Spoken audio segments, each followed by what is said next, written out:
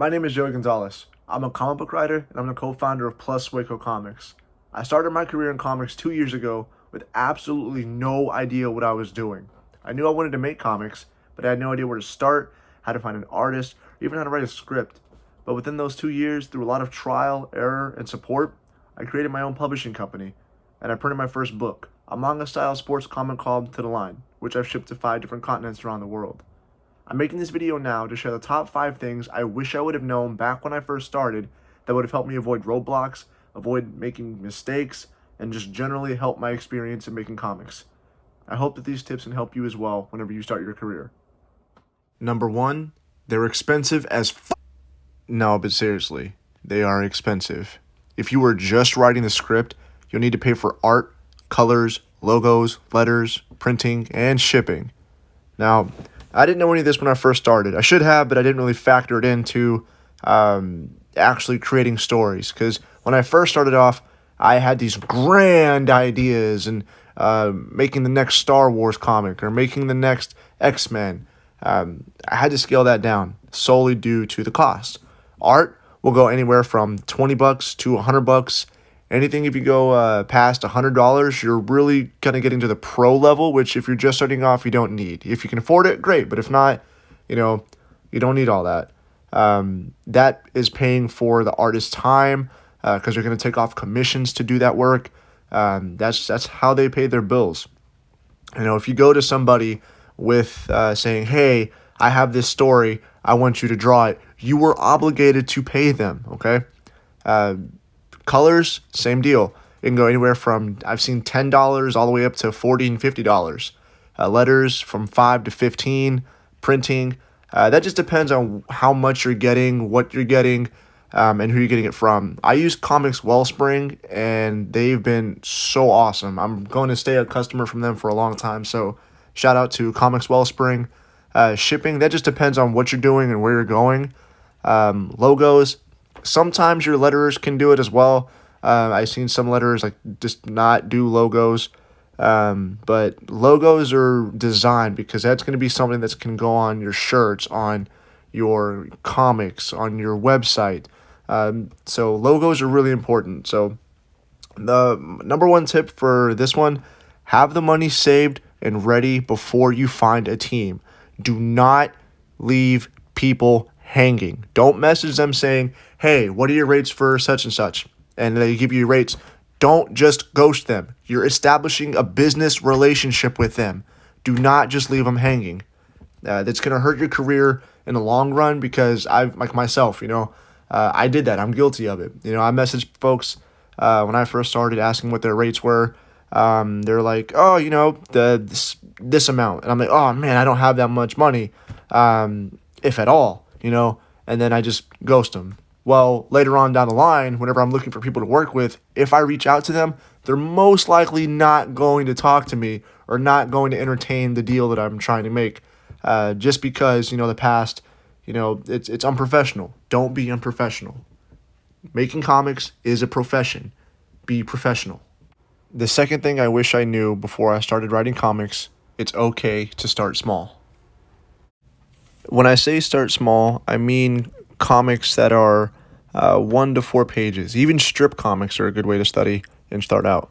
Not only will short comics help you understand the flow of production, it will also help you progress your storytelling abilities and your skills.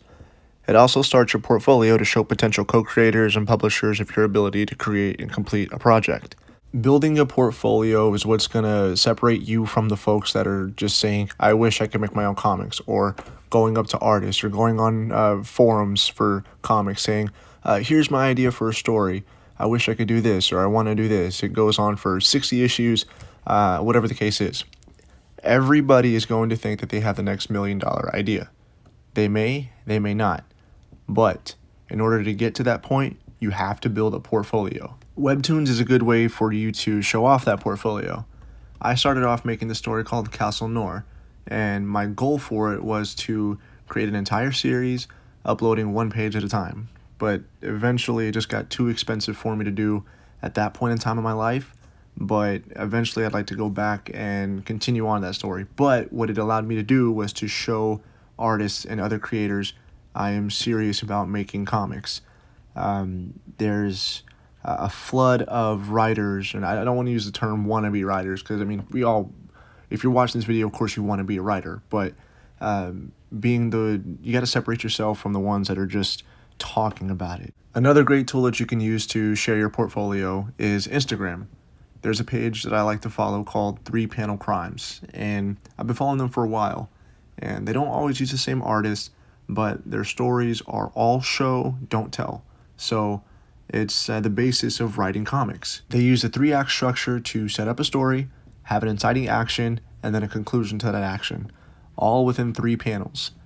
Making stories like this will teach you how to tell compelling scenes, which is going to help you out greatly whenever you're ready to make the move to sending stories into publishers. Telling compelling scenes. We'll use the Image Comics guidelines, for example. They ask for 5 completed pages of your comic. Not 5 random pages, but 5 sequential pages, which is essentially a scene. You have to grab their attention, grab their interest in you, in your story, in your characters, and in your ability to tell a story. Start small, write compelling scenes, get good at doing that. Number 3, never ask for free artwork. I touched on this a bit in number 1, but I need to reiterate it. Never ask for free artwork. It's taboo in the community. Now, there's a time and place for it. There's sometimes going to be an artist that's trying to build their portfolio that's just starting out too, that'll say, hey, if there's any writers out there that have a story for a small 1-page comic, hit me up. Let's see what we can do. That's totally okay. But if you were just trying to solicit an artist to draw your story for free, don't do it. There's a difference between freelance and collaboration, and I'll probably do another video on that later on, but don't ask a freelance illustrator to illustrate for free. That is how they pay their bills. That's their job. Don't do it. Because 9 times out of 10, if you ask for free artwork, you're going to be seen as a freeloader, and no one gets paid on exposure. If it's your story, you are responsible for paying your team. This one's short and simple. Just don't do it. Number 4, don't be too spontaneous. Don't immediately try to seek a team for an idea that you had earlier that day. Stories take time to plot and explore, and if you rush it, it will show on your script and your production will suffer. One of the things that I was always doing whenever I first started was whenever I saw an artist post, my rates are such and such, here's my portfolio. I immediately got inspired by the artwork that I saw, and I started to, in my head, make a story that would fit that kind of art style. That's good to get the story flowing, but wait until you have that story written down from beginning to end, and you're ready to seek out that person to hire them to do the art. What I mean by have a completed story, I mean have the script complete and the money ready to go before you reach out to them, because artists at times can have multiple offers, and you want to make sure that you're not getting lost in the dust whenever you're, here's the story. It may be a good story, but if you're telling them, but I'll pay you in 2 weeks, they may pick up a job within that 2 weeks, and they might not be available within the time frame that you're needing or you're looking for. Don't be too spontaneous. Take your time. It will be worth it. And last but not least, the holy grail of this list, Cullen Bunns' website. I've been a fan of Cullen Bunn for a few years, and I was drawn to the amount of stories that he puts out. It seemed like every Wednesday there was a new Cullen Bunn book out on the shelves at my local comic book store, and I was just amazed after I looked up his story about how he got a job at a comic book store and met an artist there, and they made a book, and it's called The Damned. It's a fantastic book, and it was really cool to see how he started in 2009, and then this year in 2019, where he had one book out, and then now he has a full shelf of them, and it's an outstanding inspiration for me.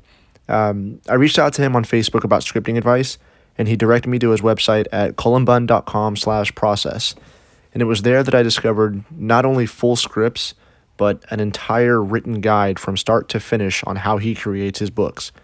And if you ever had the issue of finding the time to write or having troubles getting expired whenever you sit down and write, I recommend looking up his egg timing guide. He uses an egg timer and different like mods to schedule himself out, and I started using that, and ever since I started, I haven't stopped. My number one tool when I write comics, whether it be on my laptop or whether it be on a notebook with pen, it's my number one tool. I always have it with me. It sets kind of like a barrier for me where once I set the timer, I am only writing. It doesn't matter if it's good or bad, I'm writing. And that will help you get out of the slump of any kind of writer's block that you may come into. And it's just it's an outstanding tool.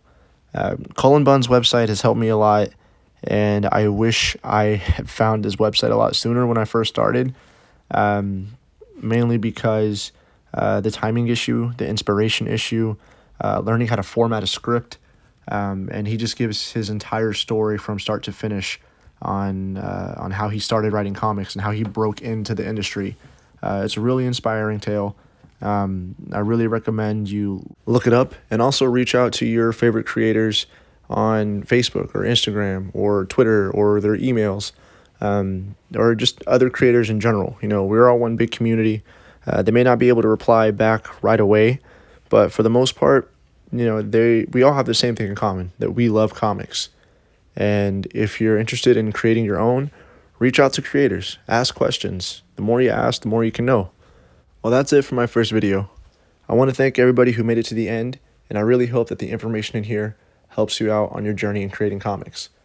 If you're interested in looking at my comics, head over to Waco Comics at Instagram, Waco Comics on Facebook, and also look up my partner's work, Danny Flores and Armando Ramirez. You can find Danny on Facebook at Imaginary Heroics, and you can find Armando on Instagram at Armando Ramirez Art. Thank you guys. See you soon. Stay creating.